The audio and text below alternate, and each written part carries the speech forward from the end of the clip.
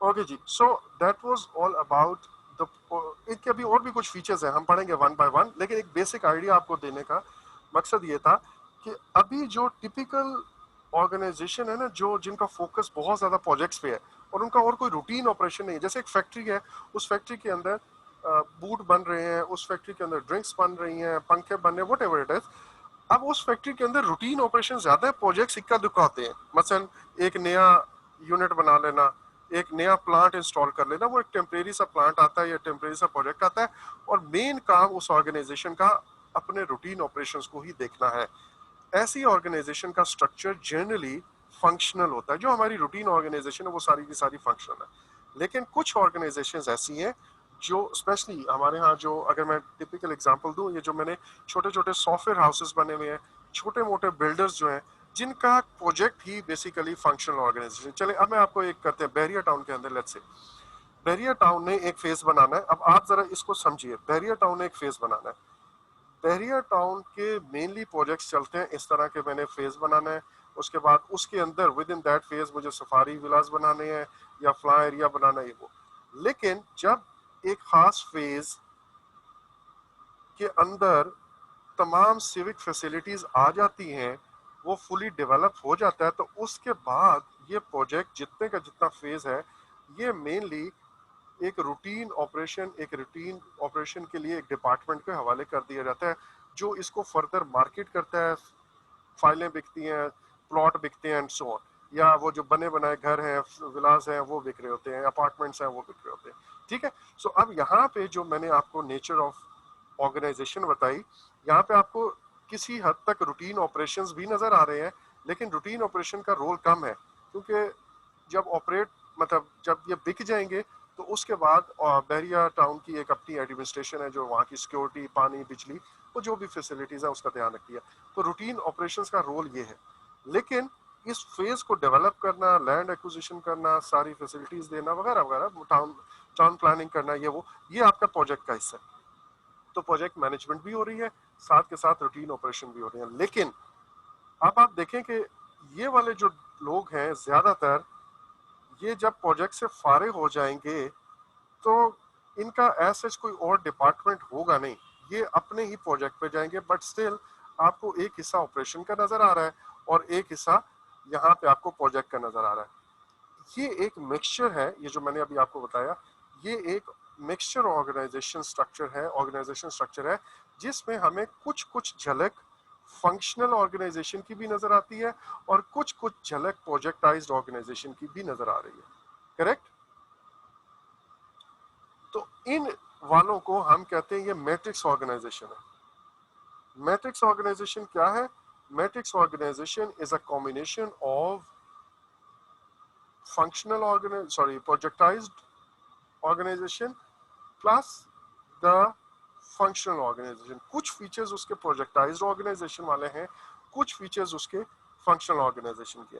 लेकिन अगर मैं ये कहूं कि हमारे यहाँ सिर्फ प्रोजेक्ट मैनेजमेंट होता है, मैंने एक सॉफ्टवेयर हाउस बनाया हुआ है और यार मैं ना परमानेंट एम्प्लॉयज जो है वो हायर ही नहीं करता, मैं क्या करता हूँ, मेरा एक सर्कल बना हुआ है, लोग फ्रीलांसर मेरे पास काफी अवेलेबल होते हैं।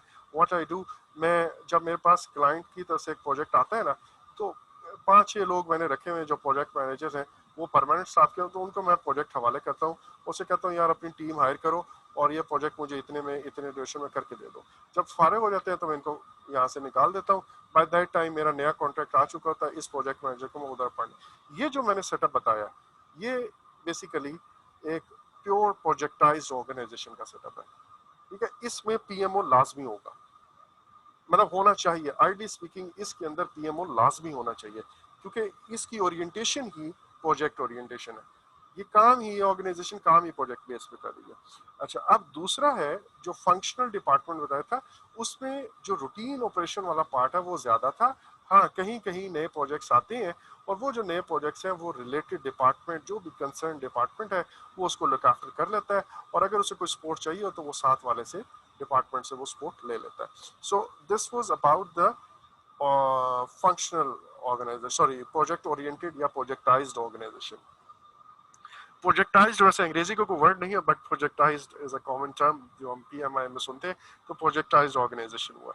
अच्छा, अब हम आते हैं ऑर्गेनाइजेशन स्ट्रक्चर वो वाला जो दोनों का कॉम्बिनेशन है।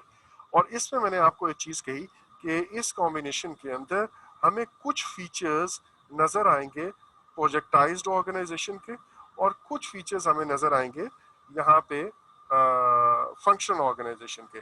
सो दैट्स व्हाई ये दो एक्सट्रीम है, एक है फंक्शनल वाला, यहाँ पे जो प्रोजेक्ट वाले काम है वो बिल्कुल सेकेंडरी हैसियत के हैं, और दूसरा है प्रोजेक्टाइज्ड, ये दूसरी एक्सट्रीम है। यहाँ पे फंक्शनल डिपार्टमेंट्स नहीं है बल्कि प्रोजेक्ट्स को ही प्राइमरी फोकस हासिल है, आपकी ऑर्गेनाइजेशन ही प्रोजेक्ट्स पे बेस कर रही है। और दूसरा है मैट्रिक्स ऑर्गेनाइजेशन। अब मैट्रिक्स ऑर्गेनाइजेशन के अंदर, सॉरी मैं इसको दोबारा ड्रॉ कर देता हूँ, थोड़ा सा आपको एक चीज बता देता, बेसिक इंट्रोडक्शन यहाँ पे देता हूँ, फिर मैं आपको स्लाइड्स पे ले जा दूंगा। ये मेरे पास, सॉरी सिमेट्रिकल नहीं बना फिर ये मेरे पास फंक्शनल ऑर्गेनाइजेशन है और ये मेरे पास प्रोजेक्ट ओरिएंटेड ऑर्गेनाइजेशन। इन दोनों के दरमियान की जो चीज है उसको हम मैट्रिक्स ऑर्गेनाइजेशन कहते हैं। कुछ बातें इसमें आपको नजर आएंगी फंक्शनल ऑर्गेनाइजेशन की, कुछ बातें नजर आएंगी प्रोजेक्टाइज की, लेकिन इसमें फिर फर्दर डिवीजन है जिसमें हम ये कहते हैं कि यार ये वाला ये स्ट्रॉन्ग फंक्शनल है, स्ट्रॉन्ग फंक्शनल लेट्स से, या वीक मैट्रिक्स है, और ये वाला स्ट्रॉन्ग मैट्रिक्स है, और दरमियान में एक बैलेंस मैट्रिक्स आती है। दैट मीन्स अगर मैं वीक मैट्रिक्स कह रहा हूं तो इसका मतलब ये है कि मेरी ऑर्गेनाइजेशन में ज्यादातर जो एस्पेक्ट आपको या फोकस नजर आएगा वो फंक्शनल ही है। हाउएवर ऐसा नहीं है कि बिल्कुल फंक्शनल की तरह मेरे पास प्रोजेक्ट्स हैं ही नहीं, प्रोजेक्ट्स जरूर हैं और उन प्रोजेक्ट को हम एक खास अंदाज से डील करते हैं। जो स्ट्रॉन्ग मैट्रिक्स है it is more near to projectized organisation, but 100% projectize ये नहीं। So matrix is in between functional and projectized, और उसके अंदर भी तीन लेवल हैं, एक लेवल है वीक का, एक लेवल है बैलेंस्ड का, और एक है स्ट्रॉन्ग मैट्रिक्स का। Weak matrix, balanced matrix, strong matrix. Weak matrix is more close to functional and strong matrix is more close to the projectized, और बैलेंस्ड ऑब्वियसली इन दोनों के दरमियान की चीज है। ये बेसिक अगर आपको समझ आ गई तो अब मैं आपको दिखाता हूँ कि यहाँ पे चीजें काम कैसे करती हैं। अब आपके सामने ये एक वीक ऑर्गेनाइजेशन का या वीक जो ना मैट्रिक्स ऑर्गेनाइजेशन का वो स्ट्रक्चर शो किया गया। अब यहाँ पे अगर आप गौर करें तो कोऑर्डिनेशन ऐसा नहीं है कि टॉप मैन वो जो फंक्शनल हेड्स हैं वो कर रहे हैं, जैसे कि हमने देखा था फंक्शनल ऑर्गेनाइजेशन के अंदर, वहां पे कोऑर्डिनेशन फंक्शनल हेड्स में हो रही थी। यहाँ पे क्या सीन है कि हमारी कोऑर्डिनेशन, प्रोजेक्ट की कोऑर्डिनेशन स्टाफ लेवल पे नीचे हो रही है। दैट मींस हम जब एक टीम फॉर्म करेंगे तो हम कहेंगे तो ऐसा ही कि यार ये आईटी मैनेजर लेट्स से या so and so person is the project manager of this project, और इसके अंदर कुछ टीम मेंबर्स इस डिपार्टमेंट के भी होंगे, कुछ टीम मेंबर्स इस डिपार्टमेंट के भी होंगे, और इनको टेम्परेरीली अटैच कर दिया जाएगा या तो इनके साथ, या फिर दिन का कुछ हिस्सा वो इधर भी काम करेंगे, दिन का कुछ हिस्सा इधर भी करेंगे। मसलन आपके यहाँ अगर ऑर्गेनाइजेशन, स्पेशली गवर्नमेंट ऑर्गेनाइजेशन इस तरह होता है कि एक इंसिडेंट हो गया और खुदा ना खास्ता कोई इंसिडेंट है और उसकी इंक्वायरी बैठ गई है, ठीक है। अब उस इंक्वायरी का ना इन्हीं में से कोई लोग, आपकी ऑर्गेनाइजेशन के ऑलरेडी जो मैनेजर्स होते हैं उन्हीं में से कोई लोग उस इंक्वायरी का हिस्सा बन जाते हैं, या फिर आपके यहाँ ऑर्गेनाइजेशन के अंदर कोई मेजर इवेंट होने लगा है। अब वो मेजर इवेंट जो है आप कहते हो कि यार हर डिपार्टमेंट से दो दो बंदे उस पर अपॉइंट हो जाते हैं, और ये वाला डिपार्टमेंट जो है ना उसको प्रॉपर हेड कर रहा होता है, या ये वाला मैनेजर जो है ना वो उस इवेंट को मैनेज कर रहा होता है। तो अब ये जो लोग इसके अंडर आपने टेम्परेली कर दिए हैं तो वो उनके साथ काम लेता है। कभी वो कहता है भाई तुम किधर थे, तो वो जवाब देता है सर वो असल में मेरे फंक्शनल मैनेजर ने मुझे बुलाया हुआ था, वो जो रूटीन का काम था सर वो असल में मैंने 2 फाइलें उसको सबमिट करानी थी सर, वो मैंने एक ईमेल उसको करनी थी, बस अब मैं फारिग हूँ, अब मैं आपके साथ हूँ। तो अब आप देखिए उसकी टांगे दोनों तरफ फंसी हुई है, वो उधर भी जा रहा है और इधर भी जा रहा है। जबकि फंक्शनल के अंदर हमने देखा था कि coordination communication with in one department होती थी, project with in one department था। अब ऐसा नहीं है, इनको हमने वहां से टेम्परेली डिटैच करके या अटैच कर दिया हमने with the project as well as their normal duties. लेकिन आपको यहाँ पे फंक्शनल की झलक ज्यादा स्ट्रॉन्ग नजर आ रही है। अच्छा, अब होता यह है कि अब लेट्स से ये आईटी डिपार्टमेंट का प्रोजेक्ट है और इसके नीचे हमने आईटी मैनेजर खुद काम नहीं करता, वो नीचे अपना एक प्रोजेक्ट मैनेजर नॉमिनेट कर देता है कि यार ये आईटी से रिलेटेड काम है, हमें ये प्रोजेक्ट मिला है तो I appoint you as a project manager, और ये बंदे तुमने जहाँ से दूसरे डिपार्टमेंट से लेने हैं लेके और ये काम करो। और साथ ही बाज दफा मतलब जैसे प्रैक्टिकल इन्वायरमेंट में अगर करूँ तो साथ ये जो प्रोजेक्ट मैनेजर है वो उसको अपने रिपोर्ट के काम भी, जो रूटीन के काम है वो भी रिपोर्ट कर रहा होता है कि सर वो फलां चीज़ भी होगी, फलां चीज़ होगी, और सर ये जो हम प्रोजेक्ट पे काम कर रहे हैं और ये जो इवेंट की तैयारी है उसमें हमने ये कर लिया, ये कर लिया, ये कर लिया। तो वो दोनों चीज़ें कर रहे हैं। ऐसे जो वीक मैट्रिक्स स्ट्रक्चर है इसमें भी टॉप मैनेजमेंट को जो प्रोजेक्ट की परफॉर्मेंस बताएगा वो फंक्शनल मैनेजर ही बताएगा, ना कि project manager. Project manager is merely a coordinator और एक्सपीडाइटर। अब ये कोऑर्डिनेटर क्या होता है, ये एक्सपीडाइटर क्या होता है, ये हम बात करेंगे। बट इफ आई से कि मेरी ऑर्गेनाइजेशन के अंदर मैं लेट्स से मैं यहाँ पे एक फंक्शनल हेड के तौर पे काम कर रहा हूँ और मेरे पास एक फ्रेश मैनेजर आया है और या असिस्टेंट मैनेजर है जिसके 6 महीने साल हो गया है, मैं उसे अपॉइंट कर देता हूँ क्योंकि उसके नीचे फोरमैन है, उसके नीचे टेक्निकल स्टाफ है। तो मैं उसे कहता हूँ कि यार काइंडली मुझे असिस्ट करना। अब वो इज टू जूनियर और शी इज टू जूनियर कि वो इस प्रोजेक्ट का पूरा चार्ज ले सके, लेकिन वो इतना कोऑर्डिनेट कर सकता है। मतलब मैं इस फंक्शन कोऑर्डिनेटर को या प्रोजेक्ट मैनेजर को अपने पास बुलाऊंगा और मैं कहूंगा कि यार वो जो इवेंट होना है उसमें फलां को ये काम कह दो, ये कर लो। अब ये क्या करेगा, फोन उठाएगा और इस फंक्शनल मैनेजर को कहेगा सर वो बॉस कह रहे थे कि वो इवेंट होना है तो उसके लिए ये कर दें, सर वो बॉस कह रहे थे ये कर दें, सर वो बॉस पूछ रहे थे उसका क्या हुआ। तो पावर जो है वो फिर भी फंक्शनल मैनेजर के पास ही रहती है जिस जिस डिपार्टमेंट का वो प्रोजेक्ट है। हाउएवर इसमें प्रोजेक्ट मैनेजर अलग से अपॉइंट जरूर हो जाता है, लेकिन उसके पास पावर बहुत ज्यादा नहीं होती है। या तो वो कोऑर्डिनेटर के तौर पे काम कर होता है या फिर एक्सपीडाइटर के तौर पे काम कर रहा था। अब ये कोऑर्डिनेटर क्या है, एक्सपीडाइटर क्या है, इस पर हम बात करते हैं थोड़ी देर में। बट इस डायग्राम से आपको एक अंदाजा हो रहा होगा कि यार ये स्ट्रक्चर बेसिकली वीक मैट्रिक्स है। दैट मींस ये it's a combination of projectized as well as the functional setups, but it is more close to the functional way of working। तो इसलिए हम इसको हम कहते हैं ये वीक मैट्रिक्स है। अब आप आगे आए और बैलेंस मैट्रिक्स को, ये जो ब्लू बॉक्स में है यहाँ पे आप देखिए, इसके अंदर क्या होता है कि project manager is not only just a coordinator और जस्ट एन एक्सपर्टाइटर, बल्कि वो एक प्रॉपर प्रोजेक्ट मैनेजर के तौर पे यहाँ पे अपॉइंट किया जाता है। जब आप इसको प्रॉपर प्रोजेक्ट मैनेजर बता सकते हैं, बोल देते हैं, तो फिर ये नहीं कहता कि सर वो बॉस ने कहा था। इंस्टेड ये बाय हिमसेल्फ और हर सेल्फ इसको जो पावर्स ऊपर से डेजिग्नेट की दी जाती हैं, इसके साथ शेयर की जाती हैं कि आपको हम प्रोजेक्ट मैनेजर अपॉइंट कर रहे हैं तो आपने ही ये प्रोजेक्ट इंश्योर करना है, और बाकी सारे फंक्शनल मैनेजर्स को कहा दिया जाता है कि इसके साथ कोऑर्डिनेट कर दिया जाए, कोऑर्डिनेट किया जाए या इनको वो फैसिलिटेट किया जाए या इनको नेसेसरी रिसोर्सेज हैं वो प्रोवाइड की जाए जो इस प्रोजेक्ट की सक्सेसफुल कंप्लीशन के लिए जरूरी है।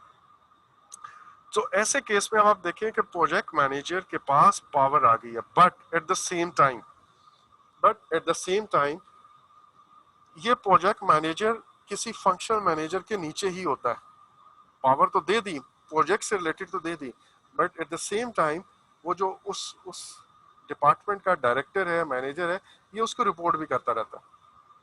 तो पावर, और इसी तरह ये प्रोजेक्ट मैनेजर के नीचे जो दूसरे डिपार्टमेंट्स की टीम मेंबर्स आए हुए हैं दूसरे डिपार्टमेंट के, वो इसको भी रिपोर्ट करते हैं independently, but at the same time अपने फंक्शनल मैनेजर को भी रिपोर्ट करते हैं। प्रोजेक्ट के लिए वो इस प्रोजेक्ट मैनेजर को रिपोर्ट करेंगे, फंक्शनल मैनेजर अपने जो रूटीन फंक्शंस है उसके लिए वो फंक्शनल मैनेजर को करेंगे। तो यहाँ पे भी वो टू बॉस प्रॉब्लम एक आता है।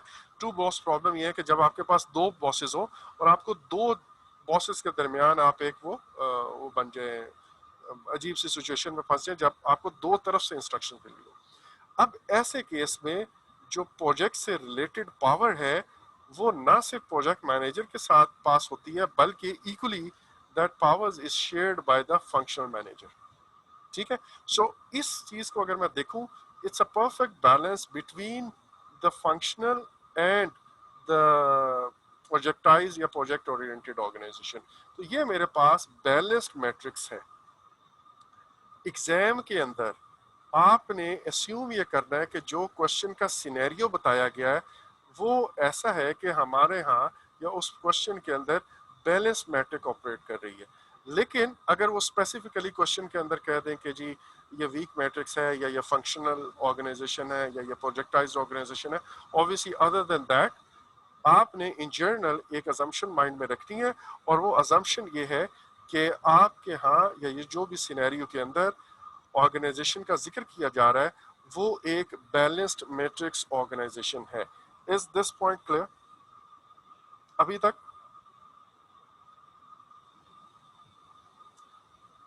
अच्छा जी, आई होप क्लियर होगा, सब साइलेंट मोड में है। ये हाँ टॉपिक जी क्लियर है। ठीक है, क्लियर है, ओके जी। क्लियर। अब नेक्स्ट जो है वो है हमारे पास जो हाईएस्ट लेवल है, जो प्रोजेक्टाइज्ड ऑर्गेनाइजेशन से करीब तरीन है but still it's a matrix organisation. इसको हम कहते हैं स्ट्रॉन्ग मैट्रिक्स। स्ट्रॉन्ग मैट्रिक्स के अंदर आप देखें तो यहाँ पे एक फंक्शनल मैनेजर है, यहाँ पे एक फंक्शनल मैनेजर है, यहाँ पे एक फंक्शनल मैनेजर है, लेकिन एक इंडिपेंडेंट प्रोजेक्ट मैनेजर वो अपॉइंट कर दिया गया जो कि किसी भी फंक्शनल मैनेजर के नीचे नहीं आता। मे बी वो पीएमओ, एक डिपार्टमेंट है पीएमओ, और वो प्रोजेक्ट मैनेजर्स अपॉइंट करता है और बाकियों को कहता है कि यार इसको रिसोर्सेज दे दें। तो अब रिसोर्सेज तो किसी हद तक अपने फंक्शनल मैनेजर के पास जवाबदेह होती हैं, बट ये project manager independent power exert करता है। अब ये प्रोजेक्ट मैनेजर किसी फंक्शनल मैनेजर के साथ अपनी पावर शेयर नहीं कर रहा, जैसा कि हमने बैलेंस्ड में देखा या जैसा कि हमने वीक मैट्रिक्स में देखा, जहां पे तो ऑलमोस्ट पावर थी फंक्शनल मैनेजर के पास, जबकि प्रोजेक्ट मैनेजर सिर्फ कोऑर्डिनेटर था। अच्छा, अब ये जो हमने तीन टाइप के स्ट्रक्चर्स पढ़े और फिर विद इन मैट्रिक्स ये तीन टाइप के स्ट्रक्चर पढ़े, इनके कुछ फीचर्स हैं और इनके कुछ एडवांटेजेस एंड डिसएडवांटेजेस हैं। We will obviously we would see कि यार ये एडवांटेजेस डिसएडवांटेजेस क्या है या इनके ये फीचर्स क्या है। Will talk about that. लेकिन मैंने अभी थोड़ी देर पहले दो वर्ड यूज किए थे, एक हमने कहा था प्रोजेक्ट एक्सपीडाइटर और एक मैंने कहा था प्रोजेक्ट कोऑर्डिनेटर। इसकी डेफिनेशन पता नहीं वो है नहीं, इसकी कोई एक आप में से काइंडली तस्वीर लेके ग्रुप में फेंक दीजिएगा। अगर नहीं भी है तो आपको शायद ढूंढनी पड़े, आई एम नॉट श्योर, मुझे याद नहीं है किस वक्त मैंने कहाँ से नोट की थी, बॉक्स से की थी या रीटा से की थी, I am not sure. Okay, जो प्रोजेक्ट एक्सपीडाइटर होता है ये बेसिकली सिंपली एक जैसे होता है ना PA, PA to director IT, let's say staff assistant type होगा, या आप थोड़ा सा ऊपर कर लें एएम टू, या बाज दफा इंटर्नी भी इस रोल में आ जाते हैं। तो ये उनको प्रोजेक्ट मैनेजर या सॉरी फंक्शनल मैनेजर अपॉइंट करता है, क्योंकि वो फंक्शनल हेड है, उसने पूरा डिपार्टमेंट के रूटीन ऑपरेशन करने हैं, लेकिन वो एक छोटा सा प्रोजेक्ट है उसको देखने के लिए अपना असिस्टेंट को कह देता है कि यार ये मैं तुम्हें अपॉइंट कर रहा हूँ एज अ प्रोजेक्ट में, तुमने ये चीज़ें देखनी है, मैं अपने कामों में बिजी हूँ तो तुमने काइंडली ये चीज़ें देखनी है। लेकिन इसके पास अपनी पावर नहीं होती है, ये पावर ड्रॉ करता है इस फंक्शनल मैनेजर से, और इसका मेयर काम मेयरली ये एक्सपेडाइट करता है। और एक्सपेडाइट कैसे करता है ये, अगर आप प्रैक्टिकल अगर मैं आपको कहूँ तो ऐसे करेगा, सर वो बॉस पूछ रहे थे अभी तक रिपोर्ट नहीं आई, सर वो बॉस कह रहे थे वो फलां चीज़ भेज दें, सर वो बॉस कह रहे थे कि ऐसा करते हैं। तो बेसिकली ये जो काम डिपार्टमेंटल मैनेजर उसको असाइन करता है वो उनको एक्सपेडाइट कर लेता है। तो एक तरह से ये इसका छोटा इसको मिल जाता है जो उसको वो पाने शाने टूल पाने पकड़ाता रहता है, ठीक है। सो ये छोटा उसको हेल्प करता है in carrying out that project. So ये हम कहते हैं एक्सपीडाइटर। जो कोऑर्डिनेटर है ना वो है तो एक्सपीडाइटर की ही तरह, लेकिन किसी हद तक ये अपनी पावर एक्सपीडाइटर से इसकी ज्यादा है, किसी हद तक, ठीक है। और वो किसी हद तक क्या है कि ये किसी हद तक कुछ डिसीजंस ले लेता है। मसलन ये इस हद तक जरूर कर सकता है कि यार यूं करा तुम ना आज शाम को, उसके पास कोई रिक्वेस्ट आती है, वो कहता है सर मैं शाम को बिजी हूँ और मेरी जगह फलां बंदा ले लें, तो इस हद तक ये डिसीजन ले लेता है। या वो कहता है अच्छा यार फिर हम यूं करते हैं इसको कल 11 बजे रख लेते हैं, depending upon availability of the boss and everybody else. लेकिन ये कुछ ना कुछ डिसीजंस कोऑर्डिनेशन से रिलेटेड डिसीजंस ये खुद ले लेता है जरूर। तो बेसिकली जो लोएस्ट या वीकेस्ट लेवल है वो है प्रोजेक्ट एक्सपेडाइटर का, जिसपे वो बिल्कुल सिंपली एक डाकखाना मैं कहता हूँ उसके तौर पे एक्ट करता है। डाकखाना इन अ सेंस कि इसे जो फंक्शनल मैनेजर है, फंक्शनल हेड है वो टास्क देता है, वो फोन उठाता है, इंटरकॉम उठाता है, या खुद से जाके दूसरे के टेबल पे डेस्क पे जाके बैठता है, सर वो बॉस मांग रहे थे काइंडली दे दे। अच्छा, ये इसे कोई जवाब देता है या वो चीज पकड़ा देता है वापस, सर वो फलाने दे दिए। सो बेसिकली ये एक सिंपली एक्सपीडाइटर है, लेकिन कोऑर्डिनेटर के अंदर कुछ ना कुछ डिसीजन पावर जरूर आ जाती है। अच्छा, अब ये तो था मेरे पास, और ये दोनों टाइप के प्रोजेक्ट मैनेजर्स, यानी कि प्रोजेक्ट मैनेजर्स दो टाइप के ये हो गए, और तीसरा full flash powerful project manager है। ये आपको नजर आएंगे वीक मैट्रिक्स के अंदर। ठीक है, फंक्शनल के अंदर तो ऑब्वियसली फंक्शनल हेड ही प्रोजेक्ट को लीड कर रहा होता है, लेकिन जो वीक मैट्रिक्स है उसके अंदर आपको ये वाले प्रोजेक्ट मैनेजर्स या ये दो टाइप के प्रोजेक्ट मैनेजर्स नजर आएंगे। So any questions about this? No sir. अच्छा जी, अब एक टर्म यूज होती है और वो है कि सॉरी, एक assumption मैंने आपको कहा वो आपने माइंड में रखनी है, that is about what type of organisation we need to keep in our mind जब हम एग्जाम का स्टेटमेंट पढ़ रहे हैं। क्योंकि एग्जाम तो इस तरह कहता है, you are working on a project as a project manager, और you are working on a IT project, you are working on a construction project as a project manager, और आपकी टीम ने ये कह दिया और उसने ये कह दिया और उसने ये कह दिया, तो व्हाट्स द आंसर? अब उसने जो चीजें आपको सिनेरियो बताया, उसने बिल्कुल नहीं बताया कि आपकी कौन सी ऑर्गेनाइजेशन है। But if you keep this assumption in your mind that you are working in a balanced matrix, जहाँ पे मुझे फंक्शनल मैनेजर्स भी कुछ हैं, उनके साथ भी देखना है, मुझे अपना भी देखना है, एट द सेम टाइम मेरे ऊपर कोई पीएमओ भी है वगैरह वगैरह, ये जो चीजें हैं, ये assumption अगर आप माइंड में रखेंगे तो आपको अफाका होगा। अच्छा, उसके बाद एक एक टर्म यूज होती है टाइट मैट्रिक्स। इसको आपने कंफ्यूज नहीं करना। Tight matrix is a different thing, totally different thing, और इसका वो ऑर्गेनाइजेशन स्ट्रक्चर से कोई लेना देना नहीं है, बल्कि इसका है कि अगर मेरी प्रोजेक्ट टीम, लेट्स से मेरी प्रोजेक्ट टीम एक ही बिल्डिंग के अंदर, एक ही शहर में, एक ही बिल्डिंग के अंदर बैठी हुई है इकट्ठी, तो उसको हम कहते हैं टाइट मैट्रिक्स। इसको हम, एक और वर्ड यूज होता है, वो होता है कोलोकेटेड है, कोलोकेटेड। ठीक है, तो ये जो कोलोकेटेड टीम है उसको हम कहते हैं इट्स अ टाइट मैट्रिक्स। मेरी पूरी टीम एक ही फ्लोर पे, एक ही बिल्डिंग में लेट से बैठी हुई है। लेकिन अगर मेरी प्रोजेक्ट टीम कुछ यहाँ पे हेड ऑफिस में है, कुछ रिमोट किसी साइट पे एरिया में है जहाँ पे रोड कंस्ट्रक्शन लेट से हो रही है वहाँ पे है, कुछ बंदे हमारे बाहर बैठे हुए हैं इंटरनेशनल उसमें, तो अब ये स्कैटर्ड टीम है, ये कोलोकेटेड नहीं है। सो अगर मेरी टीम कोलोकेटेड होगी, with in one building location होगी, तो उसको हम कहते हैं कि इट्स अ टाइट मैट्रिक्स। ठीक है, उसका इस मैट्रिक्स से फंक्शनल या उससे लेना देना नहीं है। सो आपने इसको कंफ्यूज नहीं करना। Matrix and tight matrix, matrix organisation is an organisational structure, जबकि tight matrix is about where your team members are located. अगर वो साथ साथ बैठते हैं, को लोकेटेड है, तो दैट्स अ टाइट मैट्रिक्स। अच्छा जी, अब जरा इनके एडवांटेजेस और डिसएडवांटेजेस पे एक नजर आप दौड़ा लें। मैं आज हम इसके एडवांटेजेस डिसएडवांटेजेस पढ़ के यहाँ पे रोक लेंगे, और कल हम एक एक्सरसाइज करेंगे जिसमें हम देखेंगे कि यार ये एडवांटेजेस क्या हैं या डिसएडवांटेजेस क्या हैं। तो आपके पास कल तक का टाइम होगा कि आप इसको फर्दर एक दफ़ा पढ़ के और इसकी अपनी ग्रिप जो है ना वो अच्छी कर लें। तो सबसे पहले फंक्शनल स्ट्रक्चर के आपको क्या क्या फ़ायदा होते हैं। फंक्शनल स्ट्रक्चर के अंदर देखें, आपके पास मैनेजमेंट के स्पेशलिस्ट जो है ना वो मिलते हैं। मसलन अगर मुझे आईटी से रिलेटेड एक्सपर्ट्स चाहिए, तो भाई वो आईटी का ही एक्सपर्ट है। मेरे पास कोडर भी उधर ही उसी डिपार्टमेंट में बैठे हुए हैं, मेरे पास डेवलपर यानी कि, और मेरे पास डिज़ाइनर, कंटेंट राइटर, ये सारे के सारे एक ही डिपार्टमेंट में हैं। इसी तरह अगर इंजीनियरिंग रिलेटेड हुआ है, तो आपके पास चीफ इंजीनियर भी उधर होगा, और उसके नीचे जितने भी डिफरेंट इंजीनियर्स हैं वो भी, या फोरमैन हैं वो भी वहीं पे होंगे। सो आपको जो उस स्पेसिफिक फील्ड के लोग हैं उनकी मैनेजमेंट आसान होती है, बिकॉज वो सारे के सारे एक टीम के अंदर होते हैं, एक ही डिपार्टमेंट के साथ वर्षा बरस से काम कर रहे होते हैं, उनका एक ना कॉम्बिनेशन बना हुआ होता है। Team members report to only one supervisor या वन बॉस, और वो है उसी डिपार्टमेंट का बॉस जिनके साथ वो बचपन से काम कर रहे होते हैं। उसके बाद है similar resources are centralised as the company is group by specialist, जो अभी हमने पहला पॉइंट का, ये उसी से रिलेटेड है। Clearly defined career paths in the area of work specialisation. अब होता ही है, और ये करियर पाथ वाली बड़ी इंपॉर्टेंट बात है, होता ये है कि मैं एक आईटी का एक्सपर्ट हूँ या सॉफ्टवेयर का एक्सपर्ट हूँ, और मुझे एक सिक्योरिटी से रिलेटेड प्रोजेक्ट पर अपॉइंट कर दिया गया। और लेट्स से वो जो जिन दिनों में मैंने सिक्योरिटी से रिलेटेड काम करना है, वो जो उसको असिस्ट करना है, वो मेरे ऐसे दिन हैं, आखिरी 3 महीने हैं जिसके बाद मेरी एनुअल रिपोर्ट मेरे आईटी मैनेजर ने लिखनी है। अब अगर मैं मोस्ट ऑफ द टाइम इस सिक्योरिटी वाले प्रोजेक्ट के लिए काम करता रहूँगा तो ऑब्वियसली मैं ये जो मेरा रूटीन की ड्यूटीज़ हैं वो इफेक्ट होंगी, और उससे मेरा एक करियर का मतलब प्रमोशन पे भी इफेक्ट होगा। तो मेरी प्रोजेक्ट के साथ कमिटमेंट नहीं रहेगी इस वाले केस में।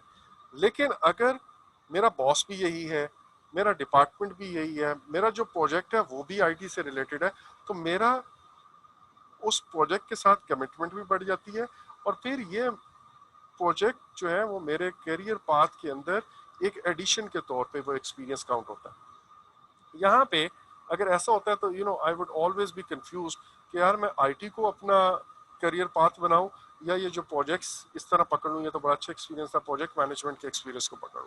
सो आपका एक क्लियर कट करियर पाथ नहीं होता। आप आईटी एंड प्रोजेक्ट मैनेजमेंट दोनों डिपार्टमेंट्स या दोनों करियर्स के दरमियान कंफ्यूज रहते हैं। ठीक है जी।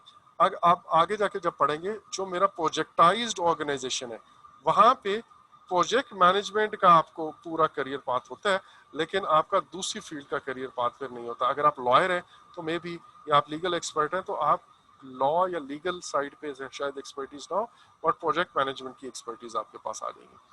डिसएडवांटेज क्या है? People place more emphasis on their functional speciality to the projected. अब उनका पूरा फोकस होगा, वो जो रूटीन के काम फंक्शन में करें वो उसका फोकस रखते हैं। प्रोजेक्ट एक सेकेंडरी चीज है उनके लिए प्रोजेक्ट एक सेकेंडरी चीज होता है, जो रूटीन की ड्यूटीज हैं वो उसको इंपॉर्टेंट समझते हैं। फिर प्रोजेक्ट मैनेजमेंट में इनका कोई करियर पाथ नहीं होता, जाहिर है सारी जिंदगी उन्होंने उसी डिपार्टमेंट में काम करना है तो वही है। और फिर प्रोजेक्ट मैनेजर के पास बिल्कुल कोई अथॉरिटी नहीं होती, जो हमने एक्सपीडाइटर में पढ़ा, सॉरी लिटरल अथॉरिटी होती है जो हमने कोऑर्डिनेटर में पढ़ा, और या नो अथॉरिटी होती है जो हमने एक्सपीडाइटर में पढ़ा। तो प्रोजेक्ट मैनेजर के पास अपनी कोई पावर्स या अथॉरिटी नहीं होती है। तो ये इसके डिसएडवांटेजेस एंड एडवांटेजेस हैं with respect to managing the project. अब हम आते हैं प्रोजेक्ट ओरिएंटेड की तरफ। प्रोजेक्ट ओरिएंटेड, जैसे मैंने कहा, दूसरी एक्सट्रीम है, बिल्कुल opposite to the functional organisation है ये। यहाँ पे प्रोजेक्ट ऑर्गेनाइजेशन जो है ना वो आपकी बहुत अच्छी होती है, मतलब प्रोजेक्ट मैनेजमेंट यहाँ पे बहुत अच्छी होगी। टीम जो है वो, उनका कोई और डिपार्टमेंट नहीं है, कोई और रोल नहीं है, तो उनकी सारी की सारी फोकस जो है, सारी की सारी अटेंशन एंड एनर्जीज वो प्रोजेक्ट के ऊपर जाती है, और वो उस प्रोजेक्ट के साथ ही उनका जीना मरना होता है। अगर वो प्रोजेक्ट सक्सेसफुल है तो उनको आइंदा भी प्रोजेक्ट्स पे हायर किया जाएगा, अगर प्रोजेक्ट फेलियर है तो वो डिच हो जाएंगे, आइंदा उनको कोई हायर नहीं करेगा। सो जो टीम की लॉयल्टी है with the success of project वो ज्यादा बढ़ती है। फिर इफेक्टिव कम्युनिकेशन है फंक्शनल डिपार्टमेंट से। वाई? बिकॉज प्रोजेक्ट टीम जब एक बनती है फंक्शनल के अंदर, मैंने कहा कि उस प्रोजेक्ट पर यूज होने वाली जितनी रिसोर्सेज एक्सपर्टीज वो आपके पास सारी की सारी है। मतलब अगर कॉन्ट्रैक्ट लिखते हैं तो लीगल एक्सपर्ट आपकी टीम का मेंबर है, अगर इंजीनियरिंग डिज़ाइन बनाना है, इंजीनियरिंग डिज़ाइन वाला, आर्किटेक्ट वाला वो आपके पास है, मेसन्स आपके पास है, मजदूर आपके पास है, वगैरह वगैरह, हर फील्ड का बंदा आपके पास आया हुआ है। तो अब आपको कम्युनिकेट करना है with in this, only with this team members. लेकिन वहां पे कोऑर्डिनेशन या कम्युनिकेशन आप देखें फंक्शनल के अंदर तो क्या था, कुछ टीम मेंबर एक फंक्शनल डिपार्टमेंट से लिए हैं, कुछ टीम मेंबर्स दूसरे के से लिए हैं, कुछ रिक्वायरमेंट्स इधर से आ रही हैं, कुछ इधर से आ रही हैं। सो you know that communication becomes difficult in the case of functional department, but here ये आपकी एक स्ट्रेंथ है कि आपको कम्युनिकेशन जो है वो इजी, या कोऑर्डिनेशन इजी होती है विद इन प्रोजेक्ट टीम। उसके बाद है प्रोजेक्ट मैनेजर सर है। एक क्वेश्चन है जी बोले। इसमें। सर इसमें आपने लिखा हुआ lack of specialisation in disciplines disadvantage. हम्म। सर वो किस तरह, क्योंकि हाँ जो मैं भी तो हाँ मैं प्रोजेक्ट बताता हूँ। मैनेजर है वो स्पेशलाइज्ड पर्सन नहीं उठाएगा उस हाँ प्रोजेक्ट बिल्कुल के ठीक है। रिलेटेड। मैं अभी आप उस पे आता हूँ, ठीक है। मैं एक मिनट बात अभी डिसमेंट पे। अच्छा, project manager has more power to make decision. जाहिर है उसका प्रोजेक्ट होता है, पूरी टीम उसी को रिपोर्ट कर रही होती है, ना वो टीम ने किसी फंक्शनल डिपार्टमेंट को रिपोर्ट करना है, ना कोई फंक्शनल मैनेजर है, वो सारे के सारे पावर्स प्रोजेक्ट मैनेजर के पास आ जाती है। अच्छा, अब मैं डिसएडवांटेजेस। जब प्रोजेक्ट खत्म होता है तो टीम मेंबर्स के पास एक्चुअल में किसी फंक्शनल डिपार्टमेंट में वापस नहीं जा सकते, and they have no home to go back. तो या तो उनकी जॉब खत्म हो जाती है, या फिर उनको नए प्रोजेक्ट पे अपॉइंट कर दिया जाता है। अब हम आते हैं lack of specialisation in disciplines. अब यहाँ पे ये एक और कॉन्टेक्स्ट में कहा गया, वो ये कहा गया हुआ है कि जैसे मैं जब कहता हूँ ना आईटी का है, तो आईटी के सारे आईटी का प्रोजेक्ट है और आईटी के एक्सपर्ट आपको उसी डिपार्टमेंट में मिल जाते हैं, ठीक है। अब यहाँ पे जब प्रोजेक्ट टीम बनती है ना, स्पेशली द प्रोजेक्ट मैनेजर, अब मैं आपको एक चीज बताऊं, आप में से जितने भी लोग हैं, मोस्ट ऑफ द पीपल वो डिफरेंट बैकग्राउंड से आए हैं। मसलन मैं अपना बताऊं, मैंने इंजीनियरिंग में बैचलर्स किया हुआ है, मैंने आईटी में मास्टर्स किया हुआ है, अब मैंने प्रोजेक्ट मैनेजर्स में भी मास्टर्स किया हुआ है, एक और फील्ड में भी मास्टर्स है मेरा। लेकिन लेट्स से मैं कंस्ट्रक्शन के ऊपर, एक रोड कंस्ट्रक्शन का प्रोजेक्ट है, वो उसके ऊपर एज अ प्रोजेक्ट मैनेजर आया हूँ। प्रोजेक्ट मैनेजमेंट या पीएमपी करने का मकसद ये है कि आप ये प्रूव कर सकें that I am a project management expert. अब हो सकता है कि मैं एजुकेशन का कोई स्कूल खोल रहा हूँ, लेकिन मैं एजुकेशनल एक्सपर्ट ना हूँ। हो सकता है मैं कंस्ट्रक्शन का काम कर रहा हूँ, but I might not be a civil engineer. हाँ, मेरे नीचे सिविल इंजीनियर जरूर काम कर रहे हो, ठीक है। ये तो इस कॉन्टेक्स्ट में है कि जब आपके पास ये प्रोजेक्ट की नेचर ही, इनफैक्ट ऐसे प्रोजेक्ट्स जो है ना, वो फंक्शनल डिपार्टमेंट्स में काम भी नहीं कर सकते। अगर मेरा प्रोजेक्ट इतना ज़्यादा डाइवर्सिफाइड है, जिसमें बहुत सारे एक्सपर्ट्स या बहुत सारी फील्ड्स का इनपुट चाहिए, तो मैं बेसिकली आई वुड प्रेफर कि मैं फंक्शनल ऑर्गेनाइजेशन के सेटअप में करूं या मैट्रिक्स बना लूँ, ठीक है। ये उस सेंस में है कि आपको स्पेशलाइजेशन इन डिसिप्लिन जो है ना, वो नहीं मिलती है।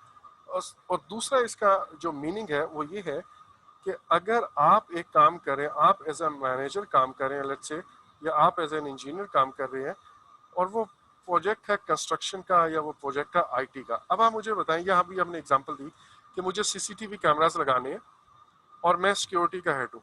अब सिक्योरिटी का हेड होने की वजह से मैं प्रोजेक्ट मैनेजर तो हूँ, लेकिन मेरी सिक्योरिटी के लिए जो एक्सपर्टीज हैं वो कुछ और होंगी, और ये जो टेक्निकल प्रोजेक्ट है इसके लिए एक्सपर्टीज कुछ और चाहिए।